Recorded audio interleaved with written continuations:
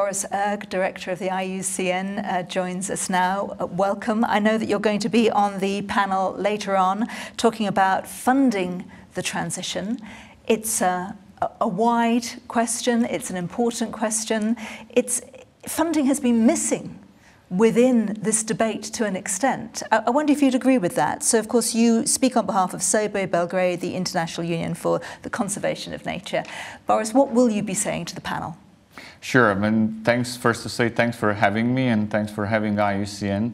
IUCN is a trusted partner to this joint endeavor of discussing really the future of agriculture. And when we say agriculture, we mean many issues around it.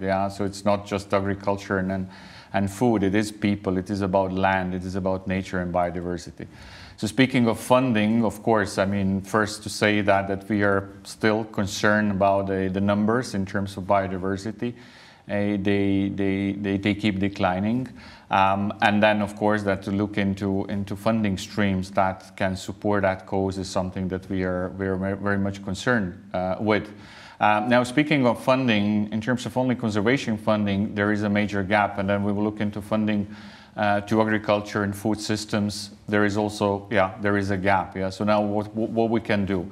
So first thing is certainly to come together. I mean, that's what this partnership is about, is to bring public, private, civil society, intergovernmental farmers together and to make sure that basically that scale is achieved. So that we are not partially trying to address the issue basically that threatens and makes a challenge to all of us, but to try to pull things together. Scale, you mentioned, scaling up is, I'm sure, going to be a theme today. From your perspective, how important is it that we find ways in which we can take these solutions to scale and fund them to scale? As far as us, so we do understand that the discussing biodiversity challenge cannot be done in isolation and alone, because eventually we speak about people, we speak about society, we speak about economy, we speak about so many dimensions. So broadening up our views and our horizons, that's certainly number one, sort of, a prerequisite for getting there. Then trying to align. So what is an incentive that is not a perverse incentive, and so looking, for example, into subsidies, making sure that subsidies are aligned so that investments in different sectors do not compete with one with another, and basically that then can diminish the effects of the investment that we are making. So that's certainly something that needs to be done. Another one is then, especially when we talk about nature, really to look at restoration as an opportunity. So we are seeing there are a lot of examples. We know that there is a return on investment. Is it in the range of 1 to 10 or so? But there is a lot of opportunity. What needs to be done probably there is to have some sort of early input, some sort of funding that can ensure that there is a long-term benefit or return on investment, if you wish. So you've talked before about the fact that we have been sleepwalking and that we need action and we need change. The forum last year, as you being a partner of it, produced a call to action, those commitments. How important has that been in progressing solutions, progressing the conversation? For us, it was a milestone. We were really happy that the call to action happened because of certainly getting across that message that we can and that we should work together. And then another one was certainly about what the call to action was about, stating that the food security is not an issue, at least not at looking from a specific angle that was debated at the time. That there are other issues that we face in Europe.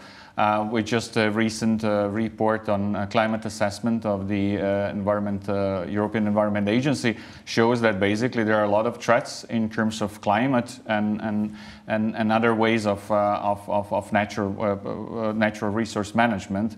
We see drought, and drought is not a crawling in. Drought is really happening. So there are issues in relation to sort of security that we might not have thought of before. So that was an important message from the call to action, and of course kind of laying out a set of action points for us and objectives. IUCN did embark on a few of them and is really trying to address especially the knowledge gap and also providing some solutions, and is preparing important volumes that will be presented rather shortly, and is really trying to contribute to that policy dialogue and advise in the best possible way, and especially now that we are ahead of next agriculture policy discussion in the EU. Well, we look forward to hearing your voice within all these discussions, and do enjoy the forum and particularly your panel appearance today. Yeah, thanks a lot, and once again, thanks for having us. We are a committed partner to it. We are bringing one particular set of a knowledge set or skill set to it, which we feel it's extremely complementary to what other partners are bringing to the table, and only by having us all together, I think that we can achieve something. Boris, thank you very much. Thanks. Thanks again.